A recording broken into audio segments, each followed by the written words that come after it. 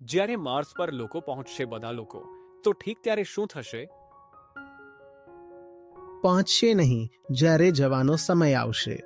જ્યારે જવાનો સમય આવશે તો માર્સની તરફ જે રોકેટ જઈ રહ્યું હશે, તેમાં આ બધા બિલિયનિયર ટ્રિલિયનિયર ઘૂસી રહ્યા હશે.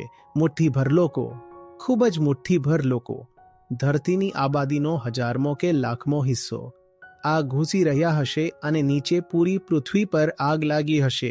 જે આગ તે જ લોકોએ લગાવી હશે, જે હવે તે આગથી સુરક્ષાપૂર્વક સકુશળ રૂપથી બચીને મંગળ ગ્રહ પર જઈ રહ્યા હશે. અને સળગી કોણ રહ્યું હશે? સામાન્ય માણસ.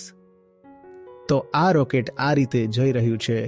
તેની અંદર આ બધા બેસેલા છે જેમને વાસ્તવમાં વિધર્મી અને નાસ્તિક કહેવા જોઈએ, કે પછી સમાજની ભાષામાં કહો તો શોષક કહેવા જોઈએ. આ લોકો બેસેલા છે અને રોકેટ જઈ રહ્યું છે માર્સની તરફ અને નીચે પૂરી પૃથ્વી પર આગ લગાવીને તે રોકેટ ઉપર જઈ રહ્યું છે. તે આગમાં બધી પ્રજાતિઓ અને પ્રાણીઓ સળગી જ રહ્યા છે. સામાન્ય માણસ પણ સળગી રહ્યા છે. અને સામાન્ય માણસ કહી રહ્યો છે, અરે રે સર, જવા પહેલા ઓટોગ્રાફ તો આપતા જાઓ. હું તમારો ખૂબ મોટો પ્રશંસક છું. તમે મારા આદર્શ છો. સામાન્ય માણસને ત્યારે પણ અક્કલ નથી આવવાની. તમારી બોલવાની રીત મને ખૂબ ગમે છે.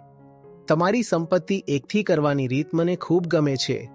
તમે જે રીતે શક્તિ એકઠી કરો છો તે મને ખૂબ ગમે છે. Sir, autograph please sir.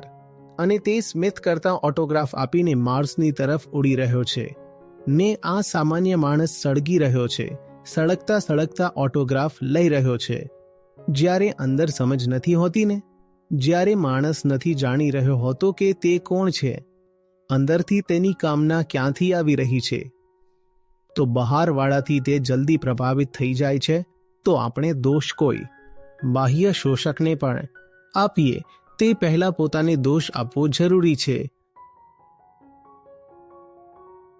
તમે લૂંટાવા તૈયાર હોવ તો કોઈ લૂંટવાવાળું ચાલ્યું જ આવશે.